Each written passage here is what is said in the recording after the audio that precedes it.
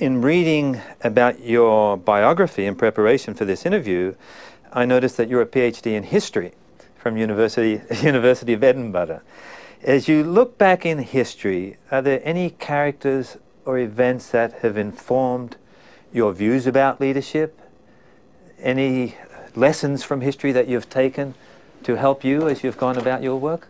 Oh, absolutely. I think, some people say that politics is a profession for which no qualifications are thought necessary, but I think one of them has got to be an understanding of the forces at work throughout history in your own country, but also beyond your country. And I think I've really been influenced by three things over the last few years. One is that no leader can fail to have to deal with the big policy issues. So the idea that in the modern world you can sort of devolve so much that you can actually make policy is I think, now an illusion. I think the second thing is that what's changed over the last 100 years is the sheer focus of media attention. Yeah. And I think that is one of the big things that people have had to come to terms with. You know, you had prime ministers and presidents in the 19th and early 20th century, and what they did and how they spent their time and, how they had time for leisure pursuits and everything else would be so commented upon by the media now that it's difficult to see how they could ever have lived the lives that they lived in, as leaders. Right. Now. And I think the third thing is everything is so much more international. So one of the big things about leadership is you've got to have relationships with leaders in other countries.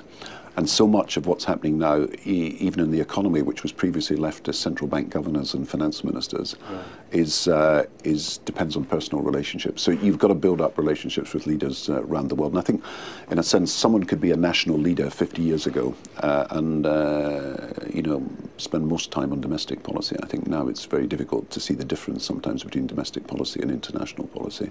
And I think when people say, there is no over there and over here now, they're the same thing. Right. I think there's a great deal of truth in that. So any leader now has got to have a sort of global dimension to what they do.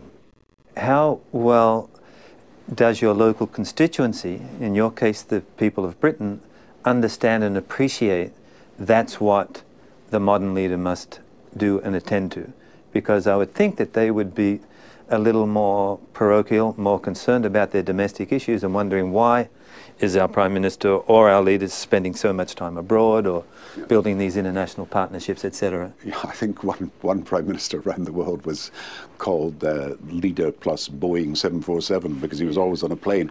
And I think that is a danger because people feel as the electors that they want you to devote yourself exclusively to domestic affairs.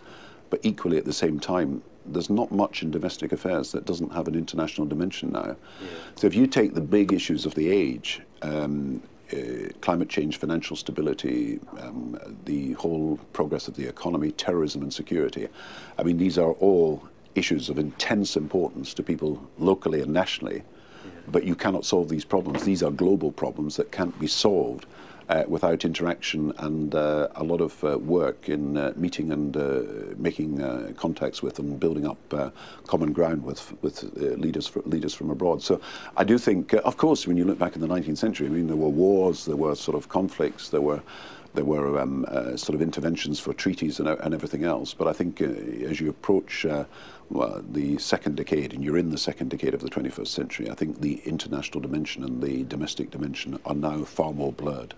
Yeah. In the last century, a lot was written about these great men and women and their accomplishments, Churchill included. Is the great man notion of history or of leadership obsolete? Because no one individual can have that kind of impact on the world because it's through networks, partnerships, etc. I think history is always going to be written in terms of individual achievement because that's what people look at. They want to know about the personality, they want to know what motivated them, want to know what the philosophy is. But I've always found you only succeed if you're working as a team. And I think the scale of activity that is necessary to deliver a policy, so let's say we had the G20 in London in April 2009. We, Britain, chaired it. Every other country in the big economies was there. But you couldn't do that without a team of people. So I think you would be more likely to write up British policy than any individual sort of attributes of a particular leader in that case. Right. But, you know, the tendency to personalise history and to personalise politics. And of course, there's one school of history, you know, the Name Your Right school in Britain, which is essentially simply about the manoeuvres and calculations and deliberations and interactions of an elite. Yeah. I actually think you're shaping your policy within the general forces that are at work in your society and economy, and you must never forget that you're part of that. Yeah. Then how important is style in leadership today? And I know that in the recent general election that you went, this was an issue, at least some people made an issue of it, and you commented on it as well. You said, if you want substance, you know, go for me. But people get preoccupied with a set of characteristics that you're supposed to embody. Yeah, and this is as I said at the beginning, this is of our discussion. You know, there's three elements of modern leadership, and you know, one is you've got to make the policy. The two is you've got to deal with the media and get your message across, and three, you've got to deal with the international dimension.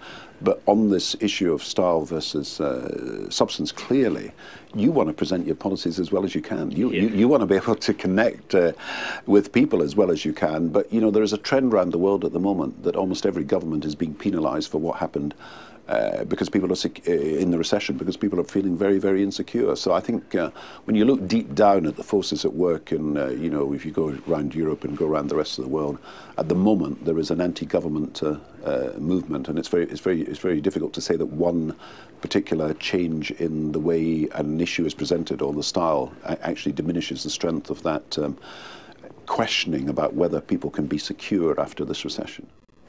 The last 10 years in particular, while you've been a Chancellor and certainly as Prime Minister, we've seen some major international issues, terrorism, the breakdown in the global economy, and you've been at the forefront of dealing with those issues, global climate change. Can you tell us a little bit about the leadership work associated with attending to that? Because you've been an inside player. Look, we had what was the biggest financial crisis since the 1930s. I happen to think that historians will look back 50 years from now, 100 years from now, and say that this was the first crisis of globalization. And I think deep down, the financial crash was more symptomatic of bigger issues at work in the international economy. So you're dealing with fundamental shifts in the international economy. You're dealing with the global sourcing of goods and services, the global flows of capital. So a leader has got to understand that these forces are bigger than may even they appear on the surface. And you've got to devise a strategy that therefore deals with that. And I very quickly decided that there was no national solution to this problem. So even America on its own could not solve this problem that was sweeping the world where the credit markets froze. So I wanted, with others, to get some international response that was coherent. We felt that the G8, which was the old body, if you like, of the Americas and Japans and European members, was not going to be wide enough to deal with the fact that China and India and other countries had a role in solving this crisis as well. And certainly to exclude them when they were so powerful as economic players would diminish any response and its strength that we had. So we had to make pretty big decisions then. We had to decide, one, that we needed a new international order for dealing with it. Right. Secondly, I think we had to decide that this crisis was not just about financial markets. It was about the very nature of the global economy and our ability to grow in the future. And then, to be honest, I was on a sort of 24-hour clock, because you'd be phoning someone in America one time, and then you'd have to get to Japan, and then you'd have to get to Europe. And so you were really trying to keep the world community in touch with the plans for a major international conference. Now, in 1933, the World Economic Conference was held at the time of the Great Recession, the Depression itself, in London, and it failed. Right. So we had to be sure that if we called a a conference, it was going to be successful. George Bush had the November G20 conference, we had the London conference, and really the London conference made the decision that we would inject resources as a world community into the economy, that we would restructure the banks, and that we'd have a growth plan to get us out of the present mess. And I think most people saw that as a successful, there was, if you like, $1 trillion underwriting of the world economy. Right. But that had to be fought for, and it was really not clear until the last minute that we could get everybody to sign up to it.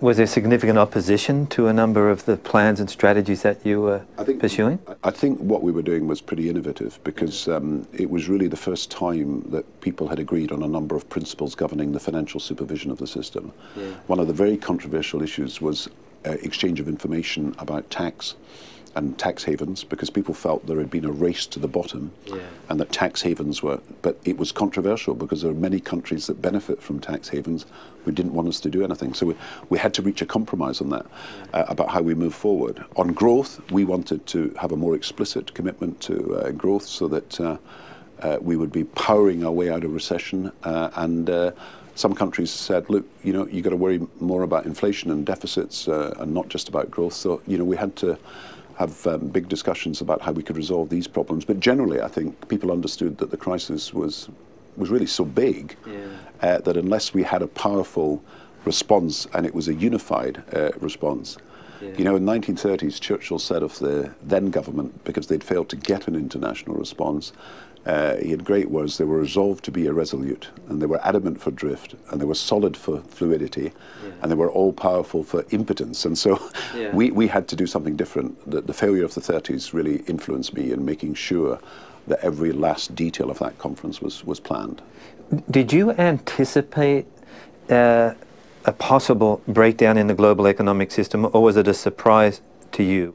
The funny thing is, I'd come to Harvard here. I'd made a speech in 1998 after the Asian crisis, in which I said, there is a global financial system now, but we are not managing it properly. And we've got global flows of capital, but we don't have supervision that enables us to even have an early warning if there is a crisis. And I proposed a number of things then that I think if we had taken up, it would have been better. But I understood that after the Asian crisis, the interest in dealing with these issues, when you've got so many other things to do, waned. But I saw that the system of global finance was not necessarily stable. I saw that you needed global and not just national supervision of the financial system when you're dealing with global financial institutions. But what we didn't foresee was that the way that this shift that was happening in the world would be reflected in a crisis in the United States of America and not in an emerging market country. Right. And we didn't foresee that the new system, where people were diversifying their investments all over the world, and there was all these new instruments, and there was a wide range of institutions taking up debts and liabilities and prepared to take them on. We thought risk was being diversified right across the world. In actual fact, it was still quite concentrated, and so when one institution fell, another one was in danger. And that was something that I think nobody quite understood at the time. So Prime Minister Gordon Brown, this has been a delightful conversation, so thanks so much for sharing these insights. Appreciate it. Thank you.